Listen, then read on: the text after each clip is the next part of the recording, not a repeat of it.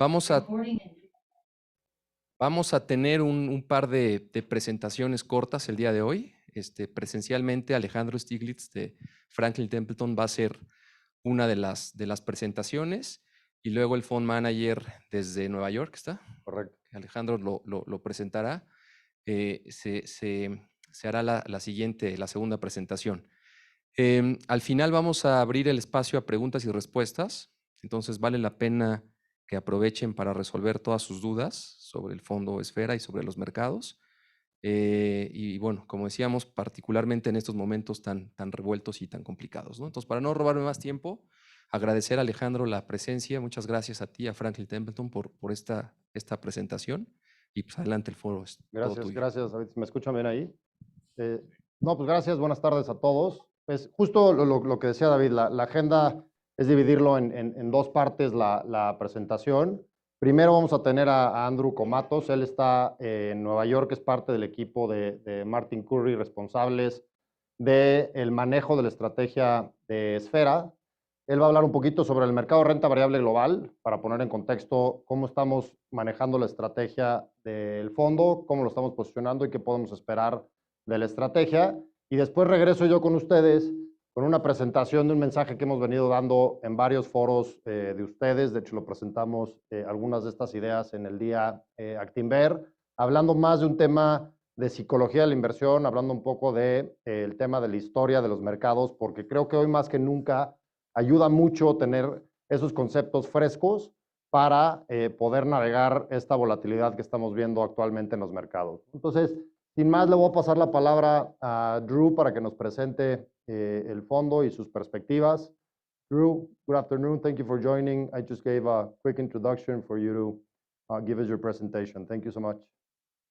Yeah, thank you for having me. Hola, everybody, and good afternoon. What I wanted to cover today was the Martin Currie Global Long-Term Unconstrained Strategy.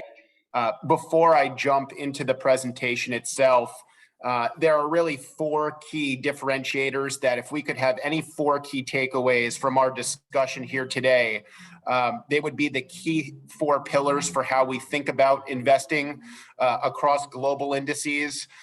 And those four would be that we have a leading fundamental and systematic assessment of fundamental risk, which we assess every single company in the portfolio on. You know Martin Currie for their leading ESG capability. ESG considerations, ESG factors are completely interwoven throughout our investment process. Number three would be the really innovative risk tools. When we are delivering clients a high conviction portfolio of 20 to 30 of our best ideas, we want to ensure that we are managing diversification in a really efficient way. And from what I've seen, the innovative tools that we've really brought to our investment process, philosophy, and approach are really second to none. And then last but not least, we take a long-term and an unconstrained approach to investing in global equities. So what that means is that at minimum, we are assessing a business over 5 to 10 years. In some cases, holding those businesses, over the longer term, in some cases over 10 years. Unconstrained, we are unconstrained by benchmark. And what that means is that we are able to deliver a portfolio, again, of our highest conviction ideas, 20 to 30 of what we believe are the best stocks, agnostic. So we are agnostic of any sort of benchmark, trying to find the best ideas in global equities, and again, packaging those ideas into a high conviction, stock-driven portfolio. I'll begin with the investment team. You can see at the top of the slide, Zared Osmani leads the global long-term unconstrained team. This is a team of 10 with over 100 years of combined investment experience. What is really unique about our approach is that each member of the team wears a dual role of both sector analyst and portfolio manager. When they're wearing their analyst cap, they are responsible for finding the best ideas in their respective sectors. You can see those sector responsibilities across each vertical. And importantly, you can see that each sector has more than 2 analysts that make up that research responsibility per sector. So this team will always have continuating coverage. When one member of each sector vertical is out meeting with senior management at a prospective company or in a company that we've invested in, there has to be an expert, there has to be a portfolio manager in the office as that subject matter expert. So you can see why we are split by sector vertical. This team is very, from a cognitive, from a diversity perspective, one of the most diverse teams, investment teams that I've seen. There are 6 distinct cultures on this team and over 8 languages spoken across each 10 of this investment team. I would say in terms of how an idea and in thinking about idea generation can be brought by any member of the investment team. However, there are 6 portfolio managers on this team. So you can see Jonathan Reagan, Jackie Cui, Anna and Zoe, they act as pure analysts. The rest of the 6 act as portfolio managers across the team. When I say that we have a systematic and fundamental assessment that is proprietary and as rigorous and as in-depth that any other investment team that I've seen when it comes to managing global equities, this is really the template or the shell for all of the different risks that the team is analyzing for any stock in the portfolio. So you can see the 4 different verticals. The investment team will analyze industry risks, company risks, governance and sustainability risks, or ESG, and then portfolio risks. So in terms of industry risks, we're trying to identify companies that are operating in industries that have got really favorable dynamics. On company risks, you could see accounting is a key input for those broader company risks. We want to ensure that we're investing in companies that have strong accounting standards and strong accounting principles.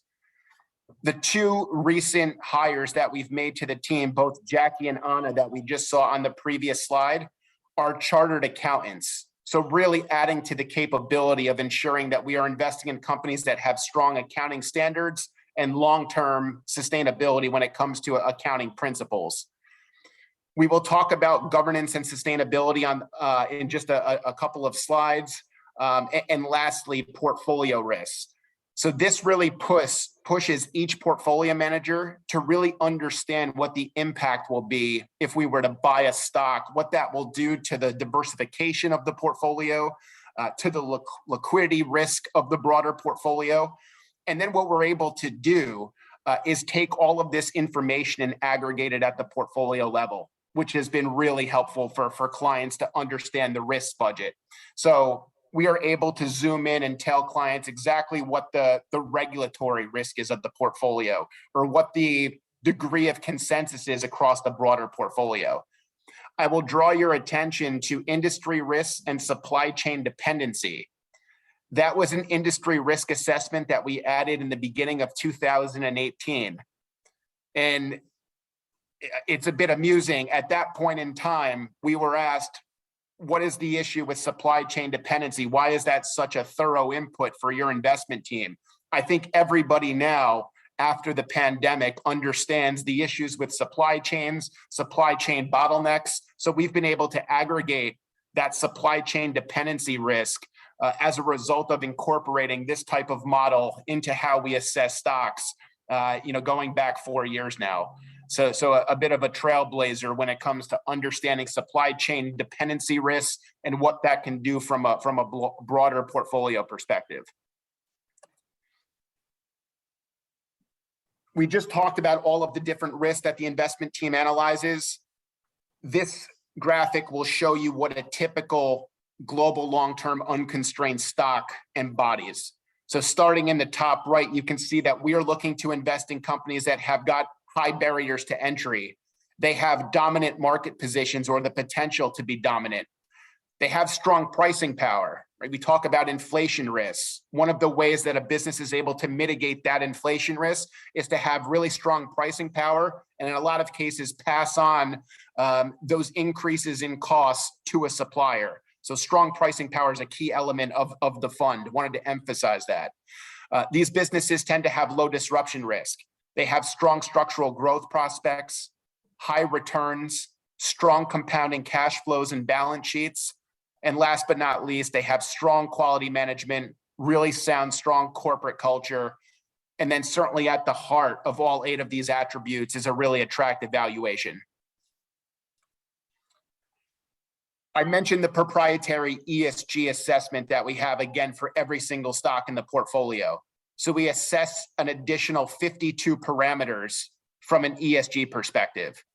So you can see governance on the column on the left, sustainability in the column in the middle. If you look under sustainability, the column in the middle, and you look down to the third table, you can see social risks. Within social risks, you can see exploitation is the additional 20 parameters that we're assessing every company from.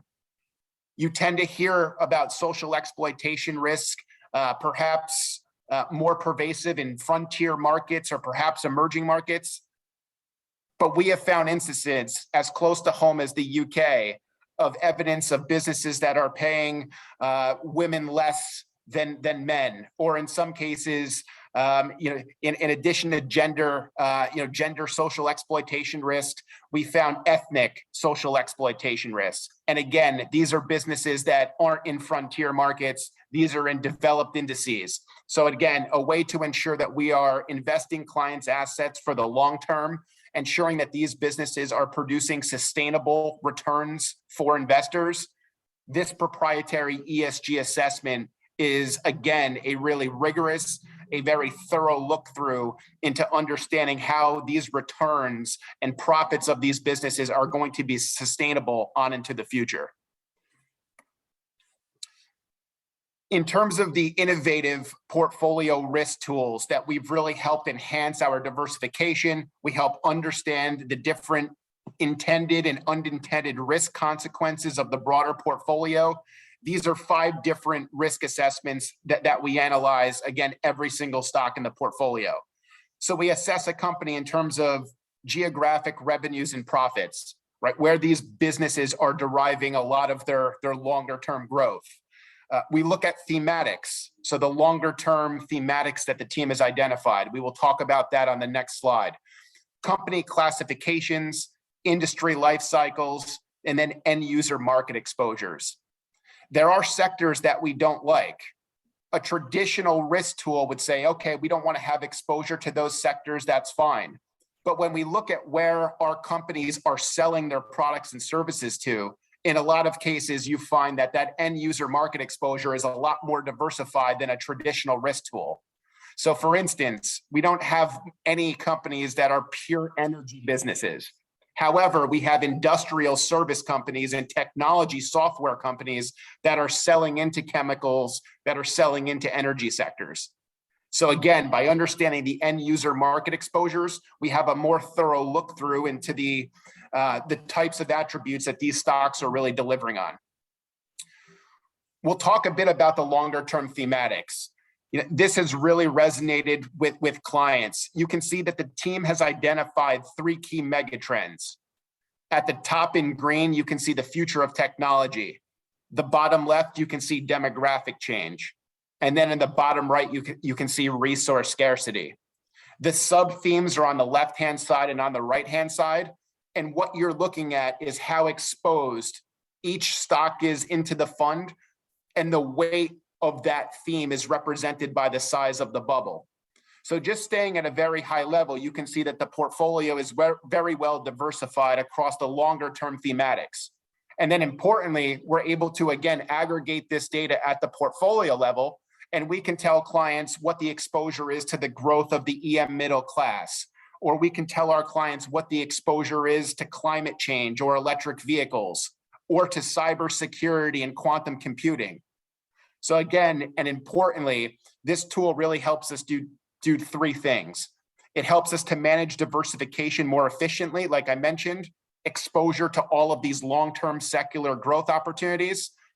Number 2, it helps us zoom in and know exactly which themes and to what extent are running through the portfolio. And lastly, and importantly, it helps shape our research. This would become quite apparent if there was a theme that we didn't have enough exposure to. So in a lot of cases, this could potentially help shape our research agenda and potentially identify areas where we might need to do more work if the valuation obviously makes sense for the company. And lastly, this is a tool that helps us ensure that we are allocating capital into sectors and subsectors that have future structural growth opportunity. So looking through the front mirror as opposed to the rear window mirror. Quickly on performance, we've seen at a high level, and looking at the chart on the right-hand side of this page, the rotation in leadership that we all know has happened over the last 18 to 20 months. And by that, you've seen the rotation in leadership from growth into value. The ACWI blue line on the right-hand side will show you the outperformance that value has had, again, about going back 18 months. You can see our style tilt has always been towards quality and growth, trying to find the best sustainable quality growth businesses and holding those companies for 5 or 10 years at minimum. So you can see as a result of this stylistic change in terms of what's leading the broader market, you can see it's been value, so it has been a slight headwind to performance. It has certainly affected performance on a year to date, which is pulling down our 3 and 5 year numbers. Now, our 5-year number is still about 100 basis points of alpha generated over the benchmark, but we do believe that this value-led rotation is not going to be persistent. And if we look at the calendar year returns, and since Zared Osmani has joined us from BlackRock in 2018, you can see that the outperformance that we've had in calendar years has been really strong. So again, looking at 2021, looking at the year-to-date, shorter-term performance has been challenged, specifically by this rotation in leadership from growth to value. But in terms of the philosophy and approach and understanding why we believe quality growth and sustainable business models are the way to invest in terms of global equities, we have confidence that we can deliver outperformance over the long term. In terms of what has driven some of that underperformance on the shorter term, you can see healthcare, consumer discretionary, industrials, and then technology and communication services have been detractors to performance on the shorter term. So specifically, I'll zoom in on healthcare. A lot of the large pharma has really been leaders in the healthcare sector over the last 18 months. We have more exposure to the medical equipment, the medical consultation, software as a service type companies. Those businesses have tremendous long-term growth prospects. But if we think about the large pharma, we think about some of the larger biotechs that have outperformed, we believe that is, again, a bit shorter term in nature. So when we think about detractors to performance, we still have a host of conviction in Massimo. We have a host of conviction in other healthcare businesses, but has certainly been affected by short-term performance. The other area I would point to is consumer discretionary. Now, certainly everybody in the room has heard about the forced COVID shutdowns and the zero COVID tolerance policy in China, where you have major cities like Shenzhen and Shanghai ultimately being forced to shut down the local economy. That has not fared well for some of the higher end consumer discretionary businesses. So you can see a Montclair or a Kering. But we understand that those COVID shutdowns are shorter term in nature. The compounding characteristics of these quality growth, consumer discretionary businesses like Montclair, we still have a high degree of conviction in, but we understand that this is short-term underperformance driven by a black swan event like the COVID pandemic, and specifically China's zero tolerance policy when it comes to combating COVID. What this slide shows is 2021 performance, and you can see a lot of what drove a lot of the alpha for clients last year has actually been a detractor to performance. When we think again about that stylistic rotation from growth to value, certainly businesses like NVIDIA, a key foundry or semiconductor business, or Microsoft have been significantly adversely affected by that style rotation and leadership. You can also see in terms of the healthcare, which we just covered, again, in terms of sector attribution, has been a detractor to performance. It's been the larger cap pharma and the larger cap biotechs that have really led the healthcare sector. I'll spend a few minutes on this slide because I believe it is the most important and should give investors confidence that the philosophy and approach that the team has is sustainable over the long term. It's a busy slide, so bear with me while I explain it. In this column, March 22, you can see the portfolio valuation and earnings and growth metrics versus the index in March of 22. So you can see the portfolio in terms of revenue growth versus the index. We are delivering clients revenue growth across the portfolio of 15%, roughly 3 times of what you get in the index. Same thing with earnings growth. You're getting just about double the earnings growth in the portfolio versus what you'll find within the index. Same things on earnings per share growth. We are growing at 13% in the portfolio. The index is growing at 8%. Dividend per share growth. We are growing at 13% versus the index at 6%. And last but not least, free cash flow generation. We are delivering clients a portfolio that has free cash flow that is almost double what the index would give you. So a lot of this pertains more to the growth side.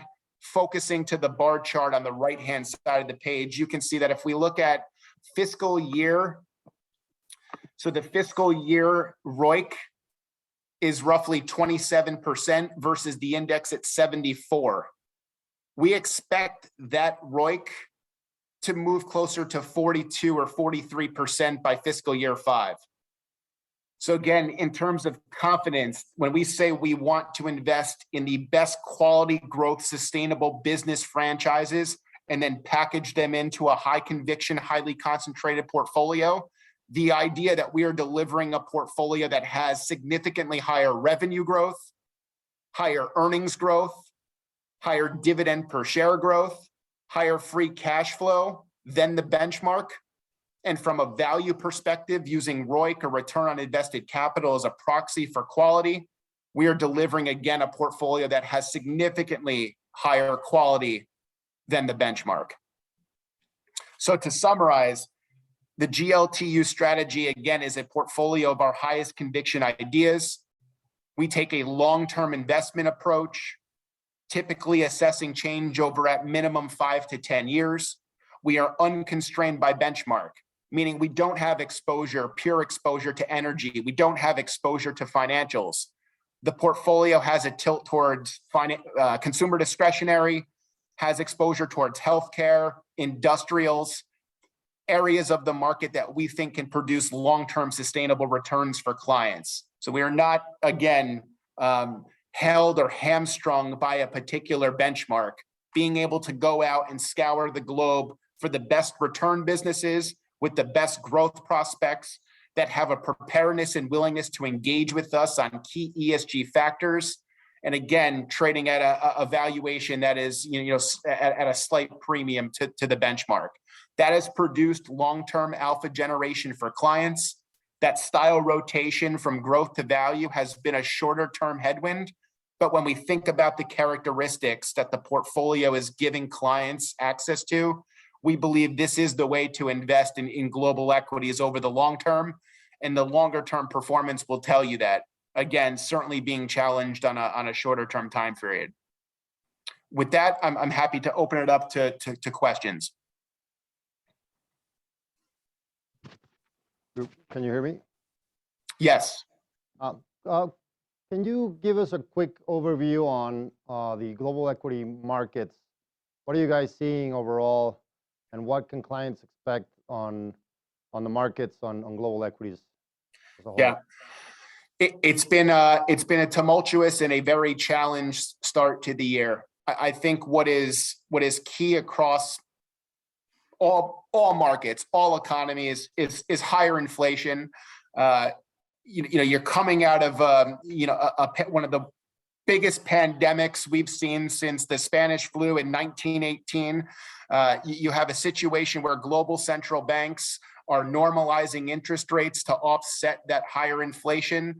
And you have a period in time where our investment team believes that tax rates will have to go up to offset a lot of the infrastructure spend. So it is creating a very challenging broader market backdrop for active management. Now, the way that we combat that higher inflation is to own businesses like we talked about that have superior pricing power, that are dominant in their respective industries. That pricing power, again, it really acts as a ballast. The ability for a company to pass on those higher costs to the end consumer is one way to tackle higher rampant inflation. The other is to invest in companies that have really strong balance sheets.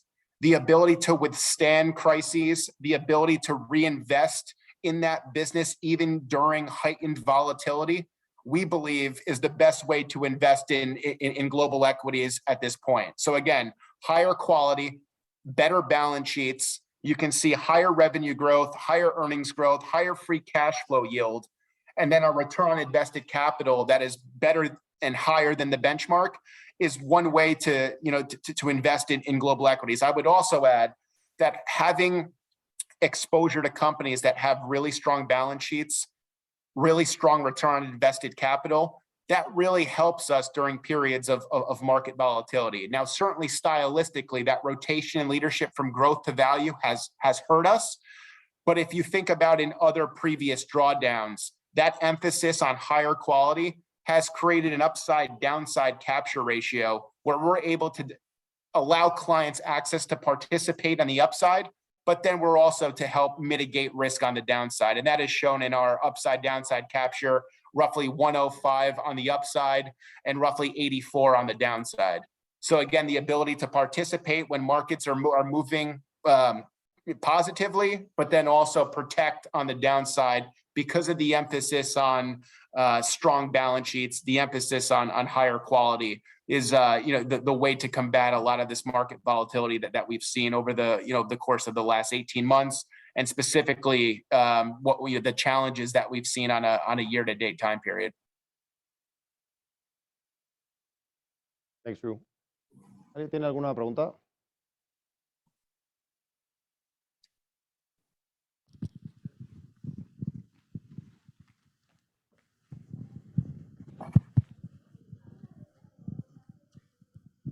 Sorry, sorry. I just want to understand which fund are you promoting?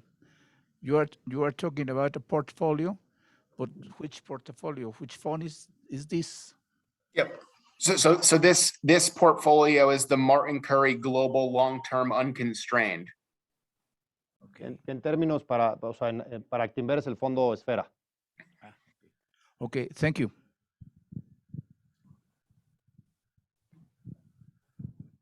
Thank you. What's your opinion about the possible recession in the US in the next months? Yeah, the US is, again, the investment team would be the first to tell you that inflation is a global phenomenon. But I think the challenge that we're finding with US equities in particular is that the Fed has been very late in terms of normalizing interest rates to offset that higher inflation. So inflation in the US is 7.5%, 8%. And you're at the point in time where the Fed, and a lot of investment analysts, a lot of investment pundits would agree, the Fed has been very late to help offset those higher prices by normalizing and raising interest rates. Now, part of the challenge is coming out of a pandemic period. I think putting the brakes on and normalizing interest rates was a big concern for the Fed. The Fed, as you know, has two mandates, unemployment and combating inflation. And at this point in time, it feels like the Fed has been very late to react. And I think, the market moves that we've seen, specifically technology companies, and if you think about why higher interest rates affect technology companies, for these businesses to remain competitive, for these businesses to maintain their competitive advantage, they need to reinvest in their business. And now those technology companies that for a long time got away with accessing long-term growth prospects at cheap interest rates now have to remain competitive at longer term, longer duration interest rates. And that is really affecting certain sectors that are considered long duration assets. So it's, in our eyes, it is a stock picker's market. Certainly technology has been adversely affected. by the prospects for higher inflation. And you have a situation where the bright spots of the U.S. economy have been that the consumer has been strong. Consumer balance sheets have, on the whole, been pretty strong coming out of the COVID pandemic. But a lot of that is because of the stimulus. A lot of that is because of the capital that has been injected into the economy.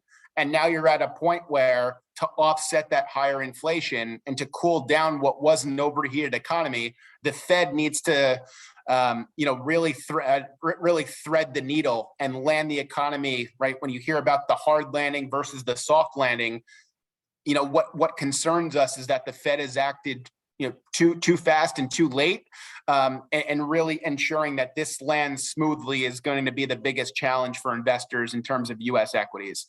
Now, we have a underweight in this portfolio to U.S. stocks.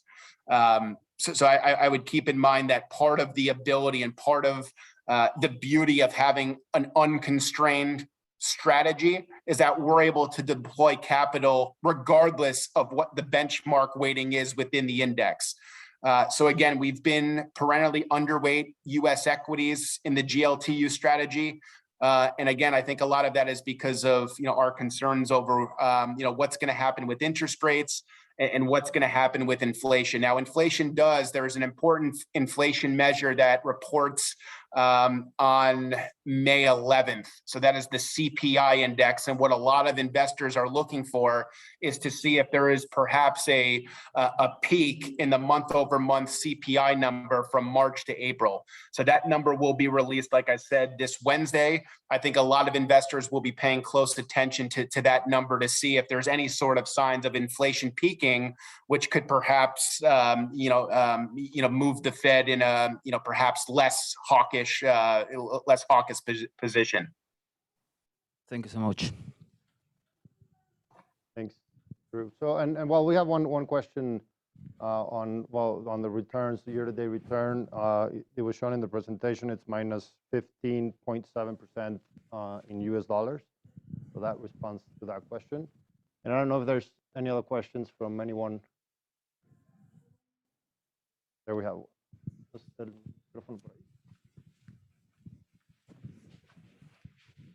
One more question, Drew. Thank you for the time.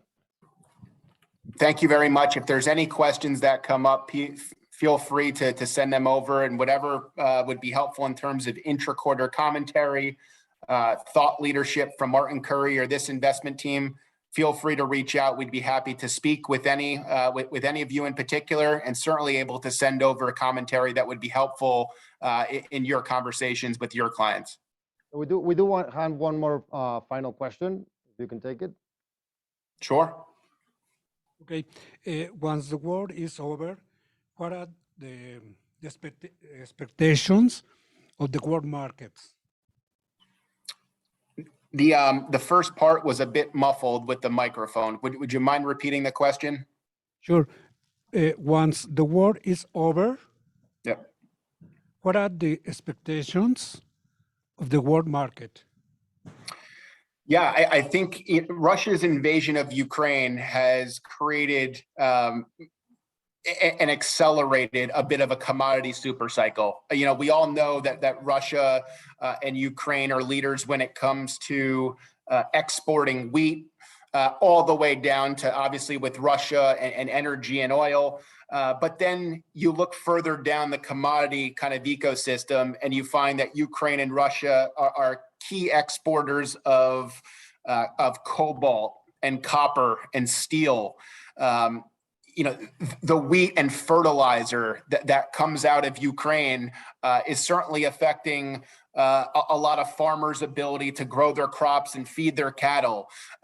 If there is a resolution, and that is, I think two of the biggest broader issues that the global economy faces is the China lockdowns, which have effects on global supply chains, and certainly all of the good things that Ukraine and Russia export to the global economy have been challenged, and that is reflected partly in a lot of the inflation numbers that we've seen.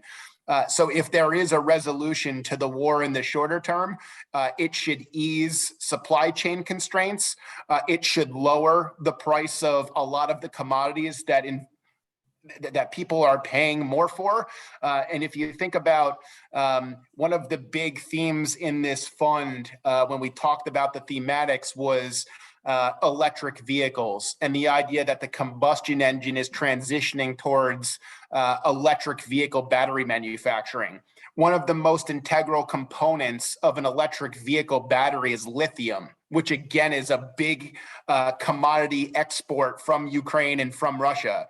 So again, if we can think about a resolution to the war, it's going to ease inflationary pressures. It's going to ease a lot of the commodity inflation that we've seen over the last few months. And certainly, if you couple that with, as I mentioned, a reopening play in China, which again should provide an easing of supply chain constraints, supply chain bottlenecks. The market, assuming that global central banks and really zooming in on the Fed and the ECB, if they get that right, I think you could see a bit of a turnaround in the back half of the year in terms of global equity performance. I think again, Russia's invasion of Ukraine surprised a lot of investors. Just quickly, our base case was that Russia would control the two eastern separatist regions within Ukraine, or the Donbass. As Russia's military quickly, it became known to investors, had grander ambitions and moved further west towards Kiev. I think that caught up a lot of investors off guard. And I think the duration, the resistance that the Ukrainian, army and militias have been able to put up against Russia has created a situation where this has dragged on, I think, a lot longer than investors have anticipated. But I think it's important to remember what happened back in 2014 when Russia invaded Crimea. There were certainly similar issues, not to the broader global degree that we see here today, but within several months, 6 to 8 months after Russia's invasion of Crimea, you did see an easing of supply chain bottlenecks. You did see an easing in terms of that heightened commodity prices that global consumers are paying. So again, not to insinuate that that's going to be the exact trend line that we follow, but to your point, if we get a resolution in the war and you see a reopening trade in China, it should be a real big boost for global equities broadly. Okay, thanks. Thank you, Drew. So that was the final question. If there's any other questions, we'll be sure to follow up. So thank you so much for your time. Yeah, thanks everybody.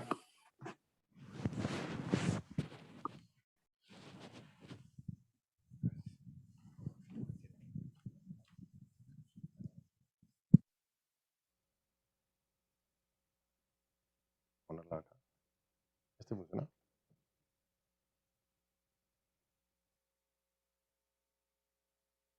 Perfecto. Pues bueno, espero que les haya quedado un poco más claro la situación con el fondo ESFERA. Pues definitivamente estamos pasando por momentos complicados de los mercados, no nada más en la parte de renta variable, sino también en la parte de renta fija. Tuvimos un trimestre muy atípico en donde todo se correlacionó. Vimos caídas fuertes en los retornos de los fondos de renta fija, caídas fuertes en los retornos de los fondos de renta variable. Pero bueno, creemos que esto es pasajero. Sobre todo en la parte de renta variable, hemos visto cómo los fundamentales no han cambiado.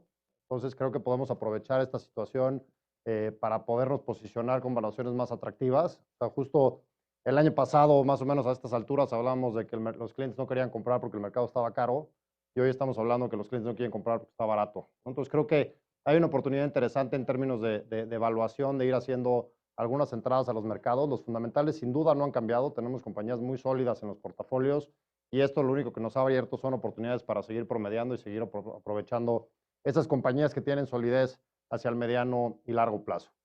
Ahora, dejando un poco los mercados de lado, como les decía, dividimos la presentación en dos, hablando de la estrategia, hablando un poco de los mercados, y creo que esta presentación les va a ayudar mucho para poder tranquilizarse un poco en esta situación de los mercados, para poder navegar mejor esta situación en los mercados, y esta la sacamos cada vez que los mercados se ponen volátiles, ¿no? Esto es un tema en donde vamos a hablar un poco de historia, vamos a hablar un poco de psicología de la inversión, vamos a dar algunos ejemplos para que ustedes puedan navegar mejor los mercados con tan altas volatilidades.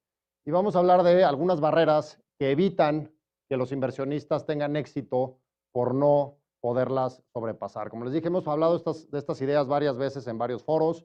Creo que más que nunca son de interés de todos y creo que nos abre conversaciones muy interesantes para analizar nuestros portafolios de inversión y para hablar con nuestro asesor financiero y para que nosotros reflexionemos de que las películas que estamos viviendo hoy ya las vimos, que pasan y que podemos aprovechar esas oportunidades que nos generan. Sin ser psicólogo, vamos a hablar un poquito del cerebro porque creo que es importante. La parte frontal del cerebro, si fuéramos una computadora, sería como nuestro servidor, ¿no? Aquí es donde acumulamos toda la información que nos acaba de dar Andrew, toda la información que vemos de los mercados, toda la información en general es donde la acumulamos y de donde salen las decisiones educadas o las decisiones informadas. Tenemos una pequeña parte del cerebro que se llama la amígdala, que es lo que hace es que liga los estímulos con las experiencias, ¿no? Entonces, aquí es donde salen las decisiones un poco más viscerales o más aventadas o menos pensadas. De esta partecita chiquita del cerebro salen. Y lo platico porque vamos a ir entrando en detalle un poco en este tema de la psicología. Y yo creo que hoy por hoy, con lo que más tenemos que usar de nuestro cerebro, de esa parte frontal, informarnos bien qué está pasando en los mercados, porque si no, cuando vemos este escenario, que es lo que prácticamente estamos viendo todos los días en los mercados, usamos esa parte chiquita del cerebro y es muy probable que salgamos corriendo de los mercados, ¿no? Todo el mundo quiere salir corriendo cuando vemos pizarrones rojos y creo que deberíamos de echar un paso para atrás, pensar con la parte frontal del cerebro y analizar si realmente tenemos que salir corriendo porque cambiaron los fundamentales de las empresas en las que estamos invirtiendo o simplemente es un tema de volatilidad agregada y que los fundamentales no han cambiado y que esto en el mediano plazo puede resolverse. Vamos a hablar de estas barreras. Me voy un poquito rápido para no quitarles mucho tiempo. Vamos a hablar primero del sesgo de disponibilidad y simplemente lo que dice el sesgo de disponibilidad es que nuestro pensamiento está fuertemente influenciado por lo que es más relevante y reciente o dramático, ¿no? Entre más reciente es una noticia, más se nos queda grabada en nuestro cerebro y más dramática es a la hora de que tomamos una decisión, sobre todo en nuestro portafolio de inversión. Si hablamos un poco de los mercados y vamos a poner un ejemplo real, y uso un ciclo de mercado ya cerrado para poderlo poner como un ejemplo real, hablamos de 2008, ¿no? Un mercado caótico, el Standard & Poor's 500 se cayó 37%. ¿Ustedes saben cómo le fue al Standard & Poor's 500 en el 2009? 26.5%. O sea, recuperamos mucho del terreno perdido durante 2008. Todos los años en Franklin Templeton hacemos una encuesta que se llama el sentimiento del inversionista, en donde agarramos una base muy amplia de gente invertida en el mercado y le hacemos una serie de preguntas, ¿no? En esta situación, para este caso específico, pasó 2008, año caótico, pasó 2009, un año muy bueno para los mercados, y a principios del 2010 le preguntamos a esta base de inversionistas cómo le había ido el mercado en 2009. 2/3 partes contestó que el mercado había pagado negativo o había quedado flat. Esto es una respuesta con la parte pequeña del cerebro, ¿no? No es con la parte frontal en donde tenemos la información clara para poder responder esa pregunta. Y probablemente esas 2/3 partes que contestaron que el mercado había caído o había quedado flat, tuvieron una mala experiencia en 2008, ¿no? Esa noticia dramática la vivieron, la sufrieron y probablemente su expectativa hacia adelante cambie mucho por esa experiencia. Punto súper importante aquí, tenemos que dejar la perspectiva fuera de nuestras decisiones de inversión. La perspectiva puede llegar a ser nuestro peor enemigo a la hora de decidir qué vamos a hacer con nuestro portafolio de inversión porque no es una decisión fundamentada. Es simplemente pensar con esa partecita chiquita del cerebro y tomar una decisión impulsiva. Más bien, y digo que la perspectiva es nuestro peor enemigo porque nos puede dejar o puede hacer que dejemos mucho dinero en la mesa. Y aquí les pongo un ejemplo muy claro de eso. Este es el retorno promedio del Standard & Poor's 500 de los últimos 30 años, cerrando en diciembre del 2020, ¿no? Y no se preocupen por la información actualizada, es simplemente para que vean un poco el contexto de cuánto podemos dejar en la mesa si jugamos con la perspectiva. El inversionista promedio en Estados Unidos que invierte en renta variable se llevó 6.24%. Esto es 4.46% de diferencia promedio anual. Es muchísimo dinero lo que los inversionistas dejan en la mesa por estar entrando y saliendo de los mercados, dejando que la perspectiva o el miedo juegue en sus decisiones de inversión. Entonces, mantenernos invertidos es lo que premia, y creo que hoy por hoy, con estas volatilidades agregadas que estamos viendo todos los días en los mercados, este tip nos puede ayudar muchísimo. Otro tip importantísimo que tenemos que dejar de hacer es seguir a las manadas. El sesgo de la manada lo que te dice es que nos sentimos más cómodos haciendo lo que hace el de al lado, ¿no? Por miedo a no regarla solos o por miedo a perdernos una oportunidad. Y esto simplemente lo que genera son burbujas. Lo hemos visto a lo largo de la historia, desde la tulipomanía en 1600 hasta la crisis global del 2002-2006, en donde, pues si vemos que nuestro compadre se está metiendo 300% en compañías de tecnología de 1997 al 2000, pues es difícil no querer participar en esos retornos, ¿no? O sea, yo creo que cualquiera que nos enteráramos de estos retornos, lo primero que haríamos es hablarle a nuestro asesor financiero y decirle, cómprame todo mi portafolio en tecnología porque mi compadre se está metiendo el 300%. La noticia es que esto siempre revienta, ¿no? Las burbujas normalmente revientan, las experiencias por lo general de los inversionistas a pie son muy malas, ¿no? Si ya nos llegó la noticia, probablemente vamos tarde, entonces hay que tratar de buscar otras opciones o de ser disciplinados en cómo diversificamos nuestro portafolio para no caer en estas trampas. Y de toda la presentación, incluyendo la de Drew, la mía, lo que quieran, yo creo que esta diapositiva, hoy por hoy, no porque las otras no sean más importantes, sino yo creo que esta diapositiva es la más importante que les quiero dejar, que se queden con esta idea. Y lo que les voy a enseñar aquí es un ciclo completo de mercado, ¿no? Revienta una de esas burbujas de las que platicábamos. En esta parte de la gráfica vemos valuación, en esta parte de acá vemos tiempo. Revienta la burbuja, empieza un ciclo económico y es donde vemos el peor escepticismo de los inversionistas, ¿no? Reventó una burbuja, vamos a ponerlo en temas actuales, hoy vemos muchísima volatilidad, hay muchísimo escepticismo en los mercados, la gente saliendo, corriendo a los mercados, haciendo liquidez porque ya no quiere estar sintiendo esa volatilidad. Y aquí es donde vemos el smart money entrar a los mercados. El dinero inteligente que aprovecha las valuaciones de los mercados porque entiende que los fundamentos no han cambiado, porque entiende y analiza y hace la tarea de poder entrar de manera responsable en compañías, vamos a hablar de compañías por poner el ejemplo más sencillo, y entrar al mercado a valuaciones interesantes.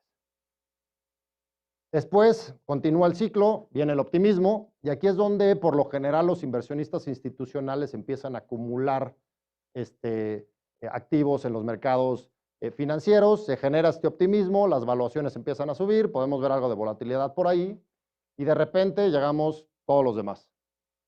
Cuando los medios ya se enteraron de la noticia, hablando de las burbujas que vimos como ejemplos por allá, lo agarra los medios, lo agarra el entusiasmo, lo agarra la ambición y las valuaciones empiezan a disparar. Truena la burbuja y volvemos a empezar, ¿no? Entonces, creo que es sumamente importante. Yo les diría que hoy por hoy vale muchísimo la pena imprimir esta diapositiva, ponerla en nuestros escritorios y analizar cómo nos despertamos o cómo nos sentimos ese día, ¿no? Porque si nos sentimos eufóricos, probablemente vamos a hacer entradas agresivas al mercado porque creemos que le va a ir bien. Si sentimos algo de escepticismo, probablemente no le vayamos a querer entrar. Entonces, hagan lo contrario, ¿no? Si sienten esa volatilidad en el mercado y creen que el mundo se va a acabar, éntrenle.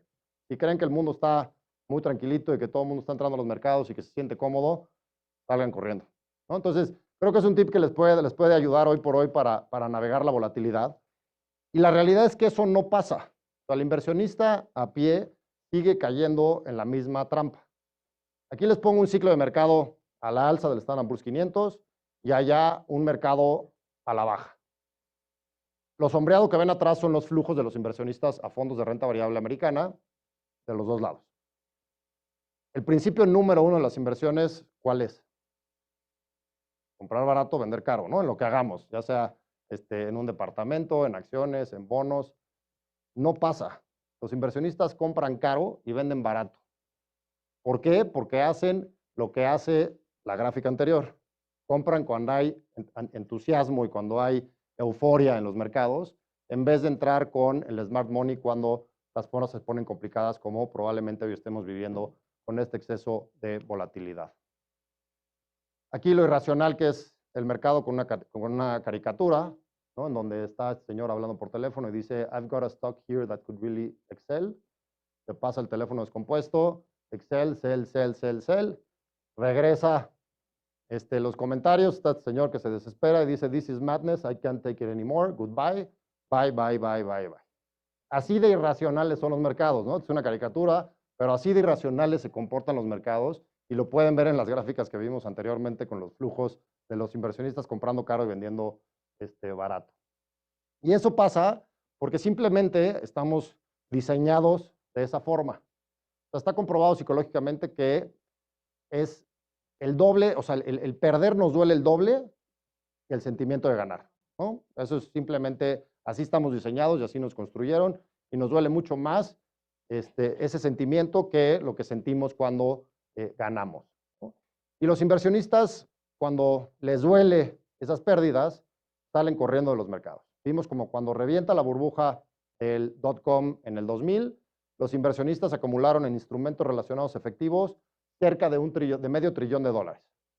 En la crisis global, casi $1 trillón. O sea, los inversionistas salen corriendo a los mercados muy fácil, ¿no? Cuando las cosas se ponen complicadas y cuando se agrega la volatilidad. Hoy por hoy también en los últimos 3 meses hemos visto flujos muy agresivos a este tipo de instrumentos, pero la mala noticia y más que nunca hoy es ese amigo inflacionario. Tenemos que tener mucho cuidado con acumular instrumentos relacionados a efectivo, porque hoy más que nunca, como ya lo escucharon, lo dijo Drew y lo escuchan todos los días, tenemos un tema inflacionario a nivel global que puede ser muy peligroso el pagar por ver y es tratar de esperar oportunidades en los mercados. Otro tema importantísimo es este sesgo del anclaje y creo que hoy por hoy también funciona muy bien para entender si realmente estamos perdiendo o no estamos perdiendo dinero, porque abrimos nuestras aplicaciones de los mercados, vemos Bloomberg, vemos las noticias, los mercados y los pizarrones rojos, y eso lo que nos genera siempre es un sentimiento de pérdida. Independientemente de si en el largo plazo vamos ganando o no, si perdemos dinero en un par de días, ya perdimos, ¿no? Ese es el sentimiento general de los inversionistas en el mercado. Y aquí les pongo un ejemplo simple, que por lo menos a mí me pasa seguido, yo creo que a varios de ustedes les ha pasado, en donde planeamos las vacaciones de diciembre con la familia, en este caso vamos a ir a Londres, entramos hoy lunes a la página que tratar de comprar los boletos y vemos que están en $400. Yo por lo general a la primera no lo compro, ¿no? Me espero un par de días y veo a ver qué pasa. Entras por ahí del jueves y ves que ya está en 500. Haces un coraje brutal, ¿no? Otro escenario, ¿no? Llegas hoy lunes, lo ves en 600 y dices, no, bueno, me voy a esperar. Entras el jueves y lo ves en 500. Felicidad, ¿no? Mataste víbora en viernes, ya le viste la cara a la aerolínea y en ese momento lo compras. El precio fue el mismo en los dos escenarios. Nada más el cómo llegamos a ese precio o la experiencia que tuvimos para llegar a ese precio fue muy diferente, ¿no? Al final acabamos pagando $500. ¿Qué pasa en los mercados? En esta encuesta del inversionista también, en esa serie de preguntas, una de ellas, le preguntamos a los inversionistas cuánto esperaban recibir de retorno en los próximos 5 años. La media contestó 8% promedio anual. Esta es, digamos, esa gráfica de ese 8% promedio anual. La realidad es que los mercados no funcionan así, tienen volatilidad y probablemente podamos llegar a mejorar ese retorno, pero existe volatilidad en los mercados. Ahora, un poco lo que les decía de ese sentimiento de perder, tendemos a anclarnos en cierta información que nos puede ser engañosa, ¿no? Un poco Drew hablaba del performance de largo plazo del fondo. El fondo lleva 12% en términos de dólares en los últimos 3 años. Sí lleva un año, unos 12 meses muy complicados, pero si vemos la foto completa, no vamos perdiendo dinero, ¿no? Lo que pasa con los inversionistas es que empezamos un ciclo de mercado, llegamos a la punta y pierden dinero, o sea, pierde una caída importante el mercado y ya perdieron, ¿no? O sea, empezaron aquí, pero como llegaron allá y el mercado bajó, es un sentimiento de perder. Pero si vemos el objetivo a largo plazo, lo vamos a cumplir. Entonces, aquí el tip que les quisiera dar es que no anclemos cierta información únicamente, veamos la foto completa, diversifiquemos y vamos de largo plazo. Y esa película, como les decía, ya la hemos visto y vamos a cumplir nuestros objetivos de largo plazo. Último punto, 30 segundos, sesgo al país de origen, un tema de diversificación. Hay que diversificarse a nivel global. Ya lo platicamos con el Fondo ESFERA.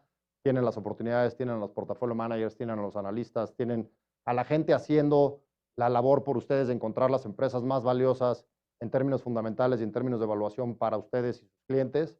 Debemos de ver la foto completa. Si vemos la capitalización global, solo 0.33% está en nuestro país, el resto está a nivel global. Los inversionistas en México, 75% de los activos están en México, solamente, bueno, cerca del 25% está afuera. Entonces creo que es importante ver la foto completa. Tienen ustedes las herramientas para hacerlo.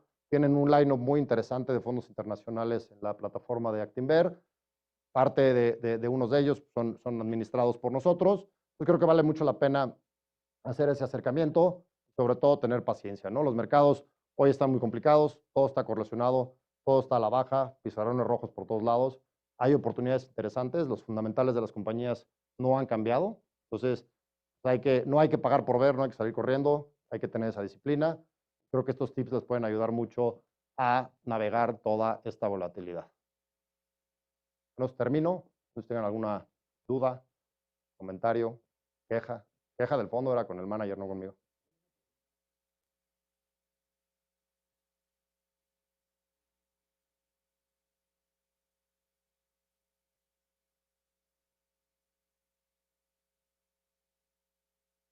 Pues mira, te voy a dar la respuesta aburrida. No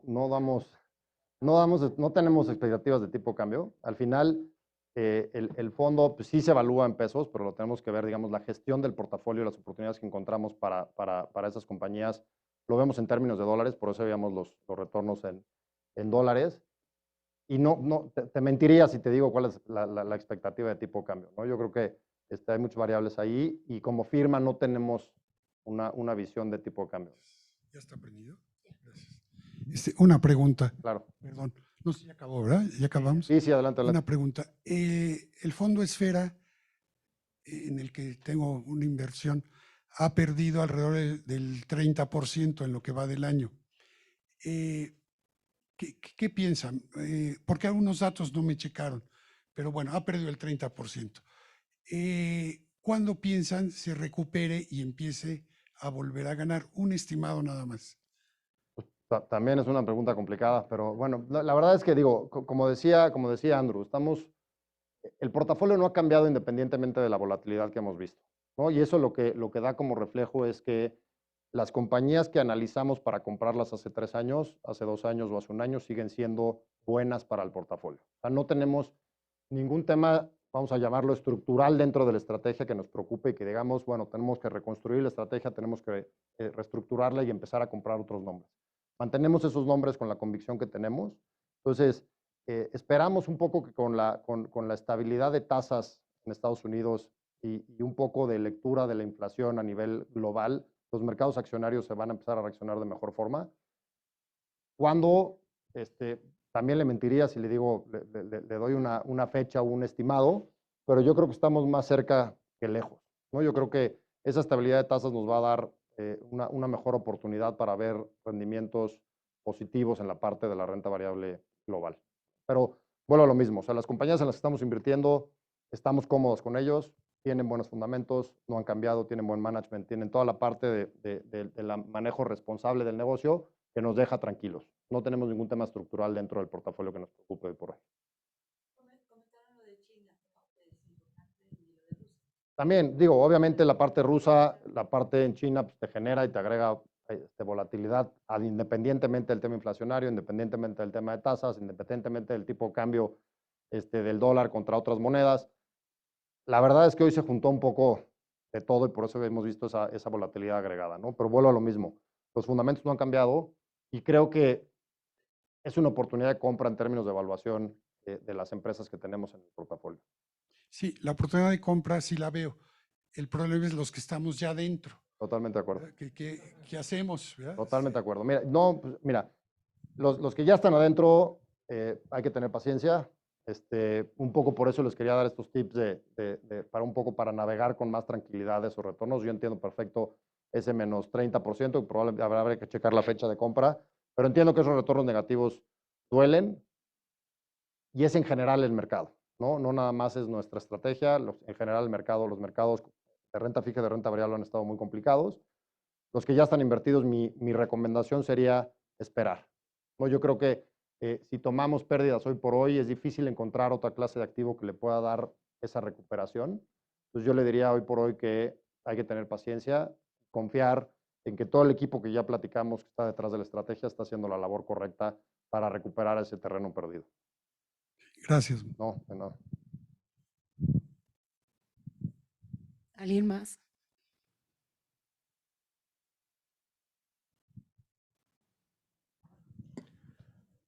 Buenas tardes. Tengo entendido que las burbujas, como tú lo estabas comentando, son cíclicas. Sí. Y según mi experiencia que he tenido a lo largo de 30 años en Actinver, pues se han hecho más o menos cada 4 años. ¿Tú qué nos opinas al respecto? Bueno, yo ya no sé la presentación, pero bueno, sí, o sea, históricamente si las vemos podríamos calcular entre 4, la puedes extender hasta más, hasta 8 años. Hoy no me refiero a que estemos en una, bueno, si hablamos de las criptos, a lo mejor podríamos hablar de alguna burbuja, sobre todo, no por valuación, sino por flujos de activos hacia la clase de activo, valga la redundancia. Pero no sé si estemos generando hoy una burbuja. Más bien a lo que me quería referir en ese ejemplo es que tratemos de diversificarnos, ¿no? Para tratar de evitar las burbujas, independientemente de si viene una o no, porque podría ser antes, podría ser después. O sea, el punto aquí es diversificarse y no seguir a esa manada para tratar de evitarla, independientemente de si viene en 1, 2, 5, 4 años. Gracias. ¿Alguien más? Sí. Inflación, recesión, ¿qué es lo que opinas? Pues mira, nosotros no vemos una recesión en ninguno de nuestros equipos de inversión. Sí, un tema inflacionario importante que hay que tener con las antenas muy atentas, pero no. O sea, si hablamos en general con todos nuestros equipos de inversión de renta fija, de renta variable, ya lo comentó Drew, no vemos una recesión en corto plazo, en el mediano plazo. Así que eso pues, nos deja tranquilos, ¿no? Pero sí definitivamente un tema inflacionario importante. Ya veíamos un poco la recuperación de esa inflación a principios de año con el tema de cadenas de suministro, pero bueno, se vino la guerra, vienen temas de petróleo, vienen temas de commodities. Entonces tenemos que estar analizando todos esos efectos que no necesariamente son los obvios, que pueden llegar a ser mucho más fuertes de lo que estamos viendo hoy por hoy, ¿no? Por eso digo que hay que tener las antenas bien prendidas, porque esos efectos que no estamos viendo hoy, se van a empezar a reflejar. Digo que los obvios los podemos calcular, ¿no? Commodities es una de las variables, pero cómo esos commodities pueden afectar a otros sectores que pueden ser inflacionarios para el mundo. Entonces, estamos muy pendientes de ese tema, pero no, si la pregunta va hacia una recesión, no la vemos. Ok, gracias.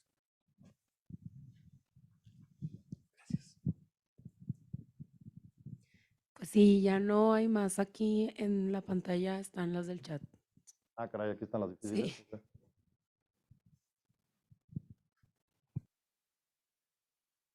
Sí, sí les podemos mandar la presentación, eso está fácil.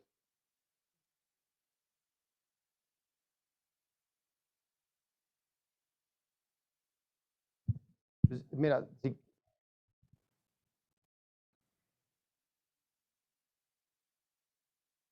quieren se las podemos responder por mail y ya no les quito más tiempo. Porque hay algunas que no entiendo muy bien, pero bueno, si quieren las analizamos y las respondemos por correo. Sí. Bueno, yo creo que lo más valioso de la sesión del día de hoy es haber escuchado la visión desde alguien de afuera de Actinver, ¿no? De lo que están pasando realmente en los mercados en este momento, porque nosotros lo hemos analizado, lo platicamos, lo discutimos en cada comité, en cada sesión de las mañanas, y luego resulta tan repetitivo que uno mismo se cuestiona si está viendo las cosas de manera correcta o no, ¿no? Entonces, acá lo valioso es que nuestros socios estratégicos de Franklin Templeton, con un manager que está en Nueva York, si no me equivoco, Sí. nos dio un poco la explicación de cómo están viendo las cosas en los mercados en este momento y coincide totalmente con lo que nosotros internamente desde México, aquí en Actinver, hemos estado discutiendo y platicando semana tras semana, ¿no? Coincidimos muy bien, y eso nos deja muy tranquilos, en que efectivamente no estamos viendo en este momento, primero, una crisis como la subprime del 2008, en donde ahí sí estaban volando por todos lados empresas, y la gente estaba perdiendo sus casas, su patrimonio, tuvo que venir la Reserva Federal a salvar muchos grupos financieros, hubo medidas de emergencia para tratar de rescatar la actividad económica. En este momento estamos bien lejos de un escenario como ese, ¿no? Realmente lo que está sucediendo en el 2022 es que venimos de la recuperación de la pandemia del coronavirus, en donde las tasas de interés estaban en mínimos históricos, 0%. La Reserva Federal estuvo recomprando activos, inyectando dinero a la economía y llegó a un balance sheet de 9 trillones de dólares, que está empezando a deshacer. Y se complicó la ecuación con el conflicto bélico entre Rusia y Ucrania, que no traíamos en el radar, como bien lo dijo Drew, agarró descuidados a la mayoría de los inversionistas, ¿no? Y particularmente yo pensé que Vladimir Putin me estaba blofeando y que no se iba a aventar la bronca con Ucrania, pero pues cuando vio que la OTAN y Europa del Este y Estados Unidos como que no reaccionaban, me parece que se le hizo fácil y se dejó ir, y ahora estamos en la situación en la que estamos, ¿no? Y particularmente lo más complicado pues, ha sido la política de cero contagios de COVID en China, en donde ya toda la comunidad internacional está cuestionando y apuntando que ha sido una decisión muy equivocada, porque China, que típicamente era una economía que crecía a tasas de un dígito alto y hace 10 años crecía a doble dígito bajo, muy probablemente este año crezca, si bien le va al 3%.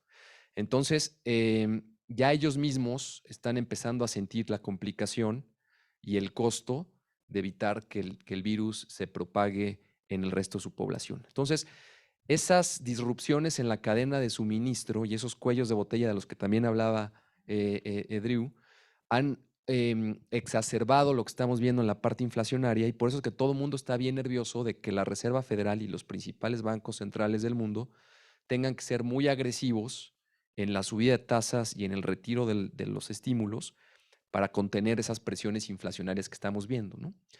La realidad, y lo que yo creo que todos los inversionistas de a pie, como decía Alejandro, no están viendo, es que la Reserva Federal no va a poder controlar la inflación subiendo las tasas, porque no estamos viviendo un shock de demanda, sino es un shock de oferta por todo esto que hemos venido elaborando en la última hora y media de la presentación, ¿no? Entonces, no importa si Estados Unidos lleva la tasa al 10, la inflación va a seguir presionada mientras la guerra con Rusia y Ucrania continúen y mientras haya 1,000 millones de chinos encerrados en sus casas sin ir a trabajar, ¿no?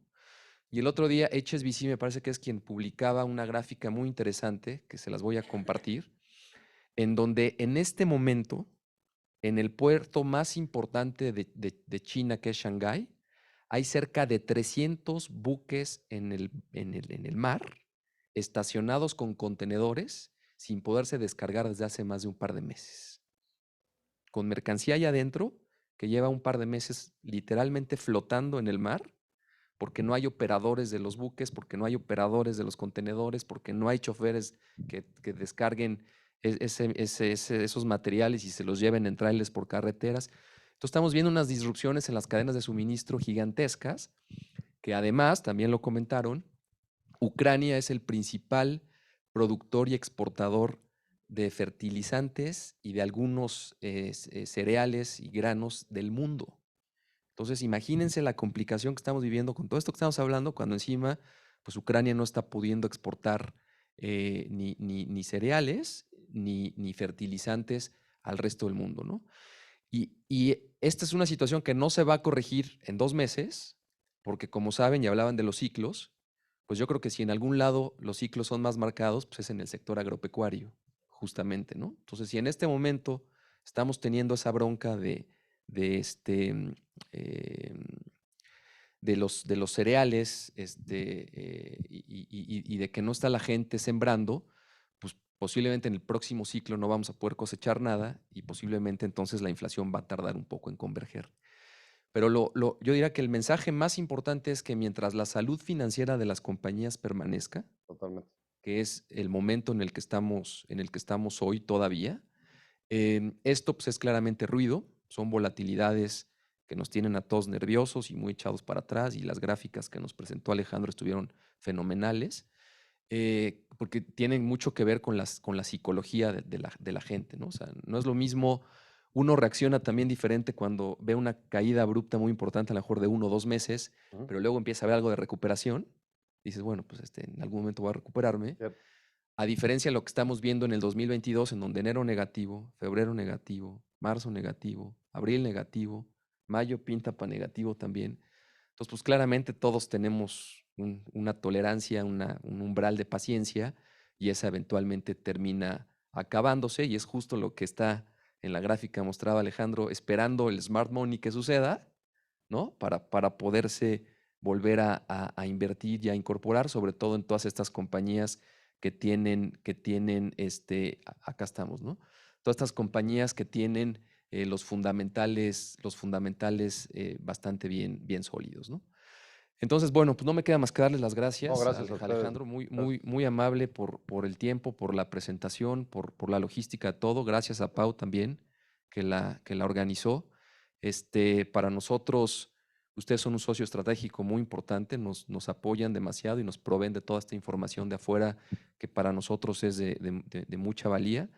Entonces, pues agradecerles su participación enormemente, a ustedes también por su atención, y reiterarles que estamos haciendo un esfuerzo en el Asset Management de traer estas reuniones y estas comunicaciones con ustedes de manera más recurrente, más frecuente, sobre todo ahora que los mercados están muy revueltos y muy complicados. Así es que gracias por su atención y ahora sí que hasta la próxima. Gracias.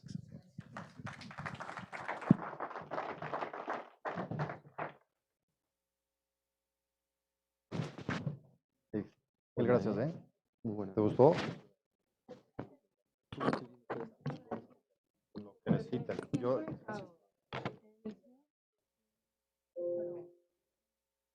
Oh, muy bien. Eso.